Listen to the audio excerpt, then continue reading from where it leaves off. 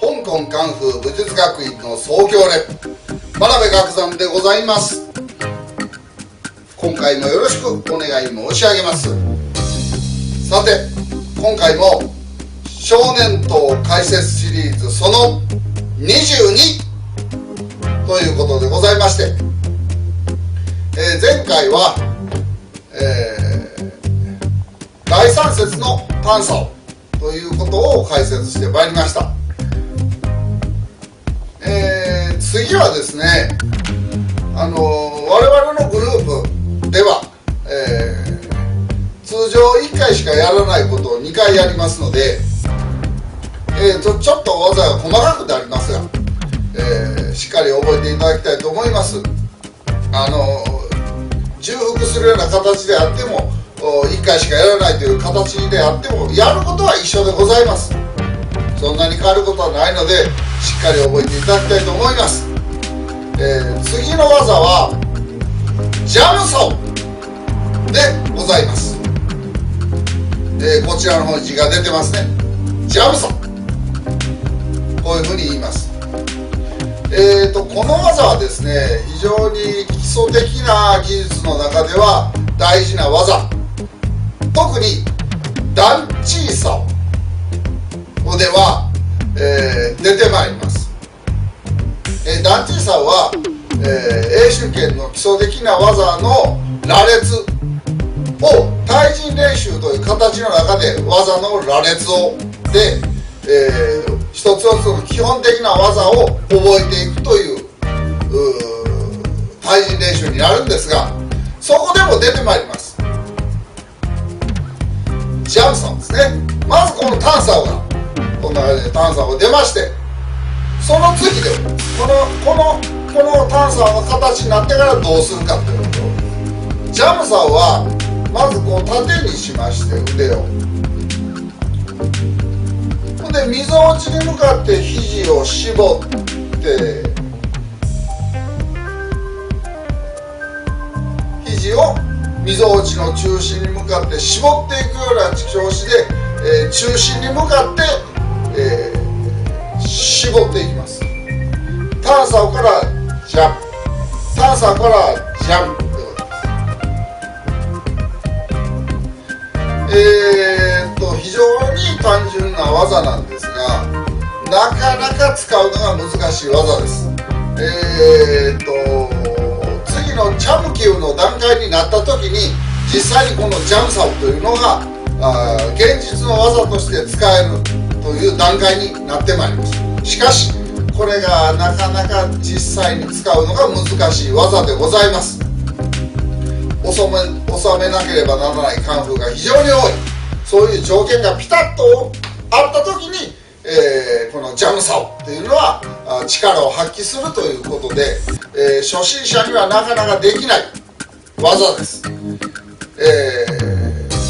ダンチーサオといって対人練習の初手っ端に習うもんではあるんですけども、これがなかなかできないっていう方が多いです。しっかりと収めていただいて一日も早くできる日は来ることを待ち望んでいただきたいと思います。まあそれとですね、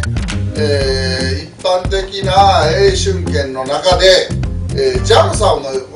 形が違う場合がありますね。まずこう、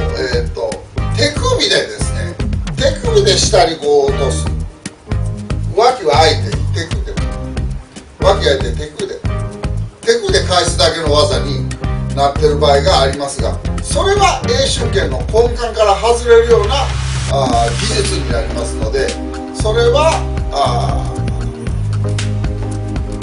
小手先の技になってしまうんです。英春拳の中核をなす技術から逸脱してしまうということになりますので、そのジャムサオはやはりちょっと違うなっていうことになります。どんな感じかというと、タンサオからジャムサオ、こうですね。タンサオからジャム、タンサオからジャム、こんな感じ。これはもう小手先の技でございます。使えません。タンサオからジャンプ、ちょうど相手の中心の方と自分の中心の方に向かって後ろから、パンサーは前に出しますから、こうでジャムサーは自分の方に引き寄せますから、こう前と後ろなんです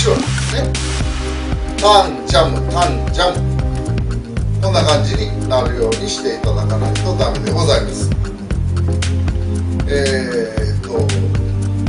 こんなスナップでやる必要がありますけど、これは3番目の肩の表紙 B 打ちというところで出てまいります。こんな感じですね。 B 打ち、この技術です。こう少年刀で出てくる技術に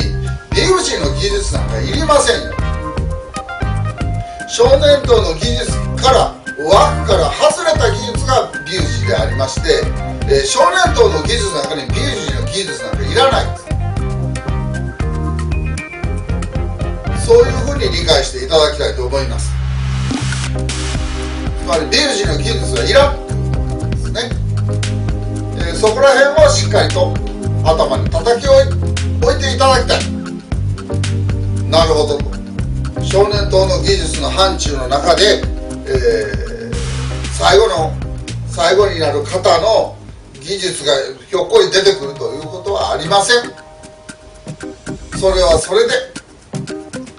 別物でございます。体系的に言うと、少年刀と人教と表紙やったら、少年刀と人教は全く一緒なんですね。で、少年刀と人教と表紙 B 打ちって言いますが、これは全然技術が違うんですね。これまで大事にしてきたメソッドやロジックというのは全く関係ありません。そういう技術になってます。これまでの英春拳のロジックは一体何だったんだっていう技術が表紙ですから、その技術が少年刀のとこでフィードバックして出てくるということはありえないのであります。そこら辺しっかりと頭で理解していただきたいと思います。さて、ジャムサオでございますが、ジャムサオっていうのは中段に対する技術とされてますが、中段では動く範囲がすごく小さいです。実践の中でジャムサオというのは自分の顔に向かってくる技術、もしくは喉元とか顔とか上段に向かってくる技術をさばくという技術になります。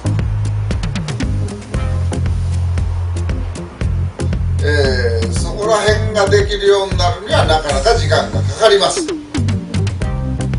それとですね、第2節で出てきましたザッサオで、第3節で出てくるジャムサオ、まあほとんど同じような感じに思われてますが、ちょっと違います。第2節で出てくるジャムサオはグアンサオで開いてジャムサオで閉じるんですよね。外旋内旋が入ってるわけです。こう引き込みながらこう内旋してるわけですね。内旋運動して、引き込みながら内旋運動して、開いて閉じてグアンサオザッサオ、これがザッサオでございましたね。それでジャムサオはひねりません。そのまま縦で、タンサオは縦で引き込むだけでひねりなしで、そこが大きな違いでございます。これは力を無力化する意味合いがちょっと違うということですね。そういうふうに理解していただきたいと思います。力を無力化する角度とか方向が異なります。またひねるということもありませんので、こう出てきたやつをこう伸ばしていく、この力でこう出ているのをこう伸ばす、こういう技術でね、こう出ているのを伸ばす、まあこうだんだんこう団地さんの形になっていくわけですね。まあそういうことですので、まずひねるひねらないの違いだと理解していただきたいと思います。それとちゃんと肘を真ん中に持ってくると、の三角形の力をちゃんと使うと、この三角形の力ですね、これをちゃんと使うと、二等辺三角形をちゃんと使うんだと。直角二等辺三角形、こうやったら、二等辺三角形ですね。でこうやったら直角二等辺三角形、この力をちゃんと使っているかどうかっていうことです。それが見極めになります。こう和気あいてこんなことやってるのとは全然話が変わってまいります。それやったらこれまで言ってきた三角形の理論は何なのっていうことになってしまいます。ですから根幹をなす技術ではなく、なんとなく小手先の技術であるという証明になってしまうんですが、根幹をなす技術をちゃんと身につけようとしたら、これまで習ってきたロジックというのは全く外れません。この時はこうですよ、あの時はああですよ、そういうことはないわけです。それまでに三角形が大事なんだって言われたら、この時だって三角形は大事なんです。あの時は三角形は大事だけど、これに関しては三角形はどうでもよくなりました。そんなことはありません。それは本末転倒というものでございます。英春圏というのはね、ロジックが一貫してるんです。この時あの時で違うことがある、これは例外だから違います。この時はそんなことはもう時間的に間に合わないので、そんなことしちゃいけません。そんなことはありません。非常に英春圏というのは理屈っぽい、これが英春圏の術理の特徴でございます。理屈が先になっているんです。理屈が中心になってるんで、理屈から外れることを全くもって嫌います。三角形といったらどこまでいっても三角形なんです。その理屈で攻防してるわけです。時にはこんなこと三角形じゃなくてもいいんですよ。たまには円の形になったっていいんですよ。そんなことはありません。三角形といったら三角形です。はい、ありがとう。